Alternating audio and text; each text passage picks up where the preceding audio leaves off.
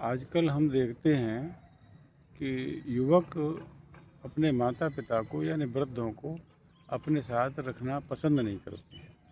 उनकी स्वतंत्रता में कुछ कमी आती है इसलिए, या कोई और कारण रह सकता है, क्योंकि वृद्धाश्रमों की संख्या बढ़ती जा रही है और वृद्धाश्रमों में रहने वाले वृद्धों की संख्या भी बढ़ती जा रही है। इससे प्रतीत होता है और समाज में हम देखते हैं कि वृद्धों को नहीं रखा जाता है और उनसे दूरी बना ली जाती है। ये बड़ी स्थिति भयानक है। अभी 15 साल से ये ट्रेंड चला है और इसमें वृद्धों की तुलना में युवकों का नुकसान हानि ज़्यादा है।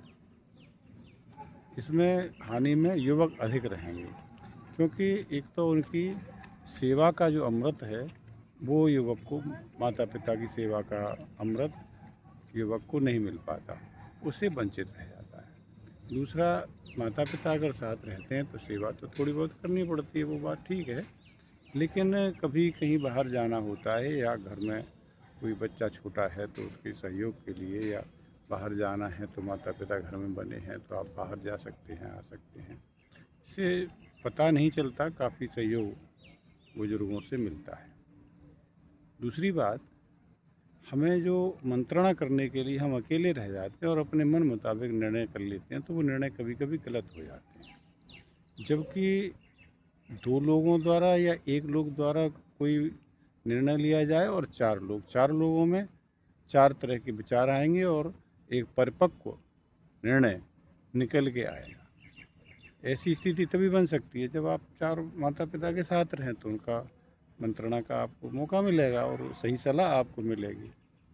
एक बार स्वामी राजेश्वरानंद जी ने एक अपना वक्तव्य सुनाया कि एक घर में, गांव में लगी आग, सब गई भाग, दो लोग बचे, एक लंगड़ा और एक अंधा।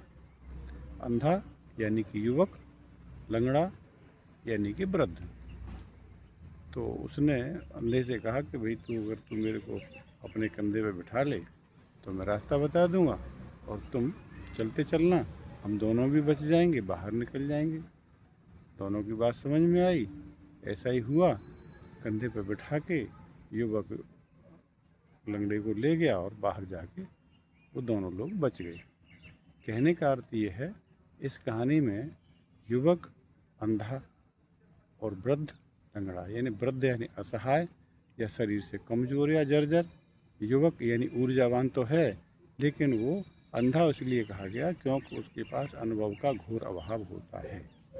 कहाँ क्या होता है, कैसे रास्ते होते हैं, जीवन का लंबा अनुभव बुजुर्गों को होता है, युवकों को उनकी तुलना में आधा या आधे से भी कम अनुभव होता है। तो अनुभव का लाभ अगर लेना है तो माता पिता को साथ रखना ही पड़ेगा, रखना ही चाहिए।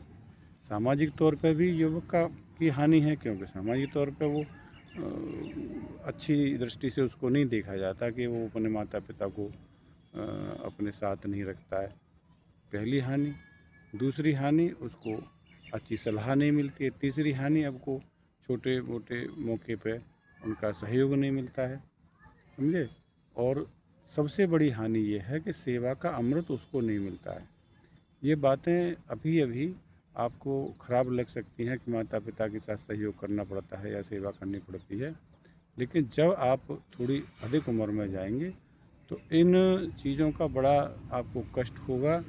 इसलिए मेरा विचार तो ये है कि हमेशा युवकों को अपने माता पिता के साथ ही रखना चाहिए। थोड़ी बहुत परेशानी होती है तो कोई बात नहीं, और माता पिताओं को भी ये सोचना चाहिए कि बहू बेटे के साथ या बच्चों के साथ सेटल होने में, या किसी तरह की कोई थोड़ी बहुत होती है परिवार में, तो समायोजन करना चाहिए, सामंजस्य बिठा के रहना चाहिए, जिससे कि बच्चों को भी उसको सेवा का अमृत मिलता रहे और तुम्हें भी सेवा का सुख मिलता रहे, एक दूसरे की आंखों के सामने रहें। इसमें युवकों की गलती अधिक है और वरिष्ठ नागरिकों की थोड़ी कम है, लेकिन जो भी है दोनों को समझ के आपस में मेल जोल के साथ रहना चाहिए। बच्चों के बिना वृद्धों का कुछ नहीं है और वृद्धों के बिना बच्चों का बड़ा नुकसान है, बड़ी हानि है। इसलिए इस हानि को बचाने के लिए हमें संयुक्त परिवार प्रणाली के साथ ही रहना चाहिए और भाई बहनों के आसपास रहें तो और ही अच्छा है, लेकिन माता पिता को तो हमेशा अपने साथ ही रखें। युवक कुछ 4 किताबें पढ़ के या कुछ विद्या अध्ययन करके अपने को ज्ञानी और अच्छा निर्णय लेने के लिए सक्षम समझते हैं, ये उनकी बड़ी भूल है। देखिए, भगवान कृष्ण ने अर्जुन को संसाधनों के कम होते हुए भी, अभाव में भी और युद्ध जो है जितवा दिया था, क्योंकि उनके जो मंत्री थे, उनके जो मार्गदर्शक थे, उनको बताने वाले जो थे वो भगवान कृष्ण थे। उन्हें बहुत आगे की और पीछे की, यानी कि उनके पास अनुभव था, अर्जुन के पास ऊर्जा थी। इसी प्रकार पिता के जो अनुभव हैं और उनके जो निर्णय हैं, उनको आप इस प्रकार से समझिए जैसे कि ईश्वर या देवता हमारे लिए आदेश कर रहा है, और इस तरह से अगर उस आपको आप समझेंगे तो तब आपको अच्छा लगेगा। और एक बात और है कि थोड़ा स्वतंत्रता ठीक रहती है, लेकिन कभी कभी अति उच्छृंखलता को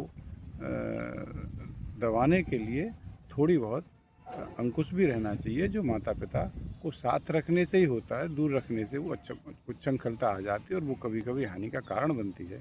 इसलिए भी हमें माता पिता को साथ रखना चाहिए।